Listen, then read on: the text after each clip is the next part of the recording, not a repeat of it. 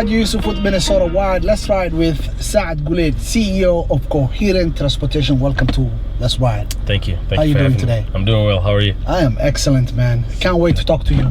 Yes. We have a lot to talk about. I'll ask you, Coherent Transportation. What is it all about? What's the vision? Where did that come from? You know, and where are you right now? First of all, thanks for having me. Really appreciate it. Good friend of mine, Haji. Coherent Transportation is it's a Type 3 student transportation. And for those who do not know what Type 3 is any vehicle that holds less than 10 passengers or less than 20,000 pounds. So majority of our work is dedicated to special needs students, as well as some gen ed students. But we started this in 2018. I started it, and something that really inspired me is giving it back to the community and helping our youth succeed in their educational lives and stuff like that. So that's what helped me start it. Excellent. So have you been impacted by COVID-19, and how has, as a minority-owned business in Minnesota or in Twin City area, COVID-19, has it impacted your business? Beyond measure. It's been really disaster for all of us. Obviously, picking up students has been our bread and butter, and when March 18th, 16th, when the schools were closed, our business took a step back, and what that means is we have nobody to pick. So ever since, we have been picking up food for the students. That has been really our motto, helping these students eat, because there are a lot of students who depend on the school food, and that has been our mantra for the past couple of months. So it did impact us huge. You're a parent, as a parent also, has and a person that is running a business as well. What do you hear from the community about COVID-19? What are some of the conversations that you have, especially when you know that you are very much connected with some of these parents? Yeah, it's something that's very alarming. It's good to be connected, good to be really on the lookout, as always, if you're a parent, because at the end of the day, you really care about your kids. I have only one daughter, obviously, but it's always good. Things that I've been hearing is how COVID-19 impact all of us in our daily lives, not just only work, but our professional and personal lives. A lot of things that I'm hearing is it's affecting everybody, and but good things in the community is that people have been really together. They have been coming together, and they have been really supportive of each other. So that's a good thing, and that's something that I've been really be proud of. So this there is, again, with COVID, there is long distance learning now, but people are going back. Last year I know was tough. This year, how different is it for this year? I know that some schools are in the Twin City area closed. I mean, there's more long distance learning. In some other areas there is the combination of school and home learning. How is that? Has that impacted you as well right now? So right now for this school year, 2020-2021 school year, schools are starting with distance learning until mid-October, and then the schools will do reevaluation and see how numbers are, how COVID-19 is still impacting our lives and our communities. So right now, yes, it's still impacting us. We're not doing we're not picking up any students. So right now we're picking up, we're delivering food, and from that aspect, we're not fully, reaching our potential as a company. So, but I'm very optimistic guy. I'm very confident. Yeah, I'm hopeful that this thing will be leaving us soon, and just keeping a positive energy, man. Has there been support from the state? Has there been support from the city? Has there been support from leadership, political leadership, will to support small business, minority-owned business like you? And if yes, how is that? And if not, then how can they be able to support a person of color like you to be able to succeed, especially in this era of COVID-19? Yeah, good question. I would really say that we've been fortunate enough to watch the leadership of Governor Tim Walz and his team and the great stuff that they have been doing during this difficult times. From federal level, we're not different from any other company. We used and utilized what was out there in terms of the PPP loans, any grants that were available from county perspective and stuff like that. So we did have help. We did have help, and it's a beautiful thing to see that the state and the leaders and the way they respond to this challenge, and we're very thankful. Did you participate in this PPE loans? And Yes. We were part of it. We were obviously because we have a full staff, and we have you have to keep people working. Absolutely Those people need paychecks, man. Absolutely, to keep our doors open, right. And I was like I said, we were fortunate enough to receive some help. Excellent. And so with your transportation company, there's a lot of minority communities or minority individuals that want to get into the world of business. Can you tell them about the know-how or the advantages or the challenges they might face in getting into a business like this? What I always tell people, minority entrepreneurs, is that you have an edge, and that means you will always have a unique proposal. If it's you helping some aspect in your community, or you helping people back home, or you always have a unique niche when it comes to entrepreneurship. So one thing I tell them is that take advantage of it. You mean to tell them to find a space that they can really excel in, right? Yeah. Are we saying the same? Absolutely. So one time someone advised me is someone that I know was older than me and was a businessman, a very successful businessman. Mm-hmm. And the advice I got was, hey, Haji, if you want to get into business, find your place in a circle, So to complete the circle, you gotta find a space in that circle, and that way you can connect and and complete that circle. So it's the same thing you're saying, that if you're gonna be in a business, then you need to do something you really do. Right? Yeah, absolutely. Absolutely. It's I do little motivational videos here and there. I've seen that, by the way, on Facebook. We're gonna talk about that. Yes. So the other day I talked about passion. Right. So when I tell people, when you find what you love, it's a beautiful thing. Don't try to get into a business or even try to get a job because it looks cool or your friends do it. Find what you love. Be good at it, and the money will follow. Right. That's how I see it. Because money usually is not the motivator. A lot of people get it wrong. Yeah. They think the first 1 year we're probably gonna make money or make profit, or even the second or third year. Usually, what happens is when you are at it and you perfect it, right? And you can correct me if I'm right or wrong. Then that will come. The money part will come, because there's some people that have worked on their business for 20, 30 years, and now they're reaping the benefits because they put so much time in it. Absolutely. No, it is. And the beautiful thing about passion is you can do things without you even thinking that you're working. Like you are working, but at the same time you're having fun because this is what you love doing it. So you have to fall in love with the process. You have to fall in love with the grind. You have to fall in love with the hardships, the sleepless nights, stuff like that. Those are the things that I embrace as an individual, and that's what I like to tell my young entrepreneurs and anybody who really would love to start doing something. It's just that find that passion, find that thing that you're good at it, and get better at it. Be obsessed with it. Stuff like that. And like I said, in due time, the money will follow. That will follow.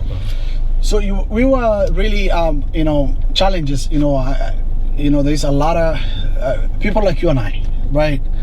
Already we face challenges, either if we want to start a business, or if we want to get a finance for our business, or even contract opportunities, you know, in different places, either private or non-profits, or government or state or city agency, or even schools, right? How has that been for you, you know, at the beginning, and you know, has that changed? It's a good question. So when I started this company, you know, you're not just gonna make it the first month, the first year, the next year. You know, you just gotta grind it out, man. You know, you just gotta continue working hard and making a name for yourself. And to answer your question, yes, it was hard. You know, I didn't really worry about, oh, when is this company gonna take off? When is it gonna get big? I just focused on what I was good at and how to get my how to get contracts and how to attract schools. Why am I so different from these other guys?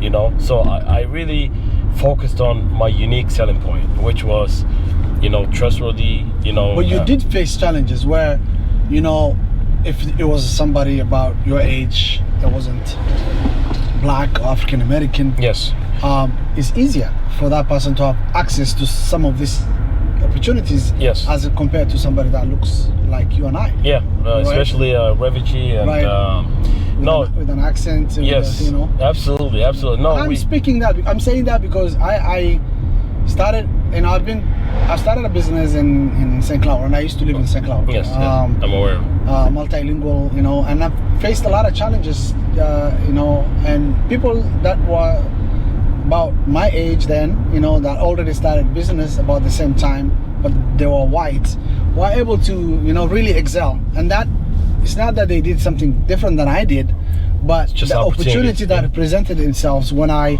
you do a good job, you put in extra work. Absolutely. Because of the color of your skin as well. No, you know what I mean? Absolutely. And the odds are more against you, so compared to someone who, you know, who have been here, or someone who has privilege, right?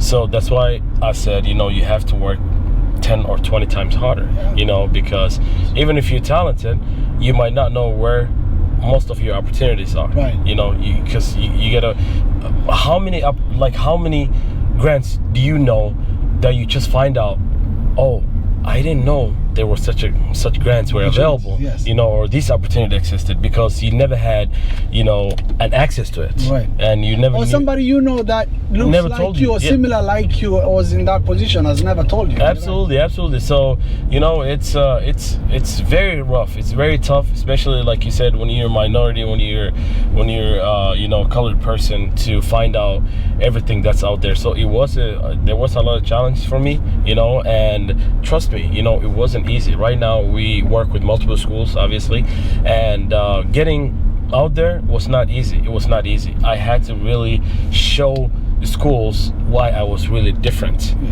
than the other. And that's the thing, like, we as people of color have to really prove that we can do this. Like, we have to do an extra, you know, task to show that we can do this job, you know, that we qualify to do this, you know, unlike people, you know what I mean? And that's an ongoing conversation, because if we're gonna say equity, you know, a lot of people forget that also, you know, people of color really struggle in getting contracts, they struggle in getting the finances, struggle in getting, you know, the mentorship, the leadership, to be able to help them get where they want to get, and know the ways around to be able to be successful quicker, or, you know, or earlier, you know what I mean? Yes.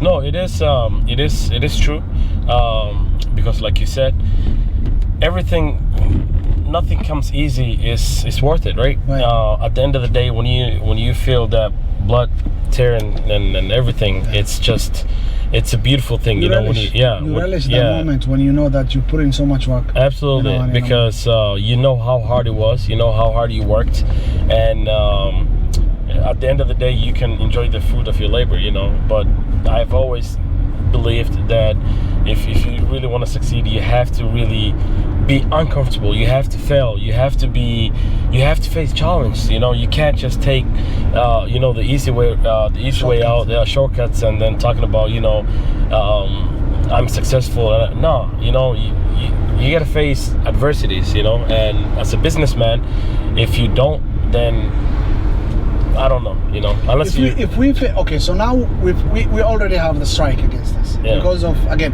I'm gonna talk about this because I wanna be able to show really, you know, give you an example on our situation as business people. I've been in business, you are in business now, you know, and apart from that, you know, knowing that we have a lot of strike against us, we now, you know, the community itself, the network of people who are alike. How do you think they can support each other? How do you think people that are entrepreneurs that are out there, that are successful, that look like you, that, you know, how do you think you can network or connect with them to be able to, you know, collectively succeed and, you know, help each other? Is that something that is possible? Is it, you know? Yeah. So, like you said, support. Without a support system, where can you be? You know, and I'm a firm believer that what I want for myself is what I want for my brother. You know, and if we do not come as a group or collectively, then how are we going to pass the message to the next generation? You know, you can't just accumulate so much knowledge and success and not be able to pass it out to your neighbor or your brother or your, you know, the next generation. You know, so for me, any entrepreneur and anybody that's you know, wants to do something, I've always been there for them. You know, I can honestly speak of myself that, you know, I'm a firm believer that you succeed when you help others, and it will translate. It will show that, you know, when you help people, it makes you feel better. You know, so as entrepreneurs, as a community, we have to. We really have to help each other and support each other, and from that perspective, everyone will prevail. You know, there is this opioid crisis that is ongoing. You've been a Minneapolis part of this community for so long. So long. You went to high school here. Yeah. So one of the originals. Yes, or call them original settlers. So is you know. I remember you. Yes. You know, with the opioid crisis, where have we gone wrong, you think, with these issues? You know, as someone that has grown up here, I've gone to school here, you've seen your friends, you know, I'm sure you have not encountered this problem, you know, growing up, and, you know, but now you see it, you hear about it. Where do you think these communities have gone wrong? Where do you think we've gone wrong, and what do we need to do to? I think, to be honest with you, you know, our community right now, I just don't want to point any fingers, or I don't want to really be a critic, but I think we can do better, you know. And what I mean by that is we have to trust each other. You know, we have to at some point forget how I'm going to feed myself and really care about the community and care about people and care about what the future holds, you know. And we care about our kids, our families, our mothers, you know, our elders, you know, stuff like that. I think one thing that I would say is, if we really have that mindset and that mentality, we can be a strong community. But when our community is divided by so many different aspects in terms of different interests, you know, we get distracted. Personal interests, yes. Tribalism, you know, stuff like that. Yeah. It gets ugly, man, and there's no need for that. You know, we're in a country that allows us to do whatever we dream, right? Yes. And if we don't really look things from that perspective, I mean, what are we accomplishing? You know, so I think togetherness and being as a group will something that could really fix a lot of these issues that we facing as a community right now. But the question is, how will that be changed? Is everyone ready to put their pride aside and say, "Hey, I'm ready"? We need to find a collective solution for this. Absolutely, you know. So you are a leader, being the CEO that runs, you know, and lead a group of people in a company.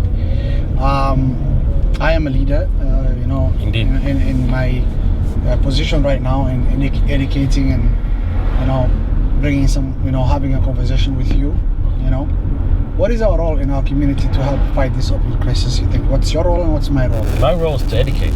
My role is to chip in and, you know, pass, because I'm a firm believer that sometimes, you know, we have to give people the benefit of the doubt, because people might lack knowledge, or information.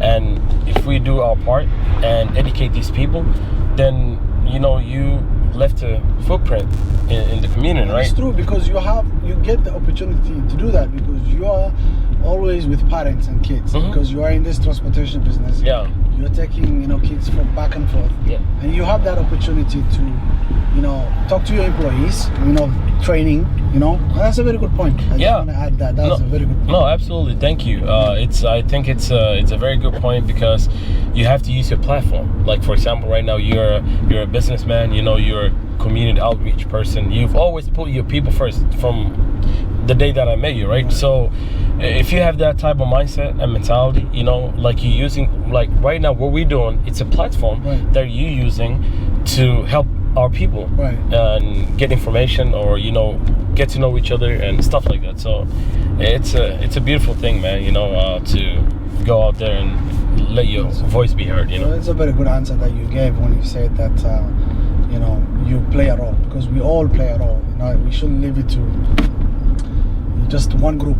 I had this conversation about even just talking about this crisis involving what role will our religious mosques and leaders and places of faith can play in this opioid crisis.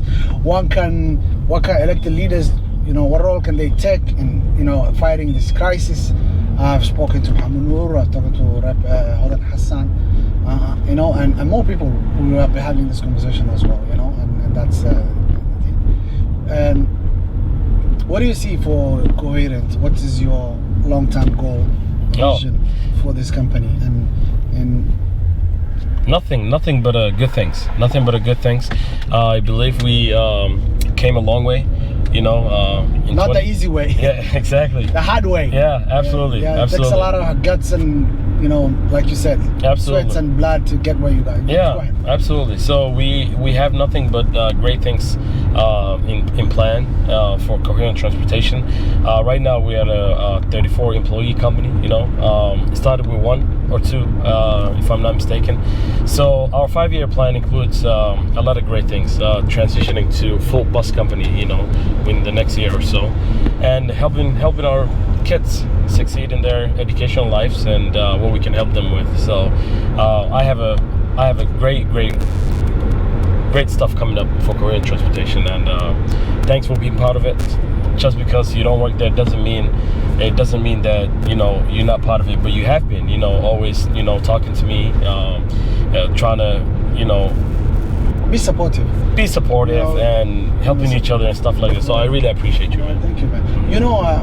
Like you give great talks on Facebook. That's why I wanted to talk about. I try. And motivation, yes, and motivation. So for you being a motivator, I've seen some of your videos on Facebook, talking to people, and trying to inspire them and give them a word of the day, and just talking to them about your real life experience. Where does that come from, personally? Does that come from, your experience? Does that come from getting the same advice from someone, either parents, family? Where does that come from? Yeah, good question. This goes back to the other question that you asked me earlier, when us minorities, we don't have an access to a lot of things. Opportunities. And this is the exact same thing. There are a lot of individuals who are not motivated by people around them or what they do as individuals. So for me, I'm just using my platform, just my voice to be heard, meaning that I want to inspire the next generation. I want to inspire the youth. I want to inspire the young men who are trying to find their identity and who are trying to figure out their next chapter in life. And I've always had that in me. I just never put that into social media perspective and stuff like that. So it's always been there. And by the way, I'm coming out with a great mentorship program. Actually, I wanted to ask you that. Yeah. Apart from Coherent Transportation, what else is in the works for you? I know you are on Facebook talking to people. Yeah. So what other roles are you doing to do what you need to do to inspire others? Yeah. So right now I'm using my time, the time that I had all this summer, I have been working on a great project. It's a mentorship program that I will launch it sometime in the next few weeks here, so be on the lookout. And that program is about helping youth, helping high schoolers from 11th grade all the way to 12th grade help them graduate from college. Help them graduate from high school and then go to college, and go from there. Because how many young men do you know that do not have a voice, a male voice at home or anywhere, And that's when I said, you know what, this will be a great opportunity for me to give back to my own community, aside from what we have been doing already. And it's a great platform. When you think about changing somebody's lives, it helps you sleep at night, man. So for me, I have been really working on that all summer long, helping these young men graduate from college and graduate from high school and go to college. And hopefully you will place it out, hopefully you'll be successful. And that's good, because now that's what talks to what we were talking about in regards to fighting the opioid crisis. Opportunities, right? Hodan has mentioned that, Muhammad Nur has mentioned that, a lot of other leaders I've spoken to have mentioned that. It's opportunity, lack of opportunity also, so by doing something like this, I think it can really alleviate or can help that, some of our kids can, motivated to take that step from, high school to college. And that goes to you as a person and your character, and as a company as well, social responsibility, Absolutely. And that's what it is, comes down to at the end of the day, And I've seen it from experience. I've seen a lot of young men who have the idea of just, even if they don't graduate from high school, just go to work, buy a car, take life one day at a time. True that, you can take one day at a time in terms of living, but you gotta have a purpose in life. You gotta have a path. You gotta have an idea. You can't just really live your life and not do anything. And there are thousands, if not hundreds of thousands of young men who are lost, who do not have a voice, a voice that's really strong, because they don't have a direction. They don't have someone to tell them. Absolutely. Maybe there's no father figure at home. Most of our communities, we've got a situation where the fathers are not present. Yes, absolutely. Or both parents are not present. Absolutely. They're working full time throughout the nights. 100%. For me, from what I'm speaking from my time living in St. Cloud, I've seen parents work overnight shifts, and they come home in the morning. That's when they get to see their kids. Then they gotta prepare breakfast and prepare what they need, and they let the kids go. Some of these parents, like yesterday we were talking about, have not had a prior education, never been to school, so they don't know what their kids are doing. They don't know what their kids are reading. They don't know what their kids are watching. And if they want to know, they'll probably be misled because they don't speak English. Absolutely. Or they don't speak the language, 100%. And I think doing something like this can be, helpful.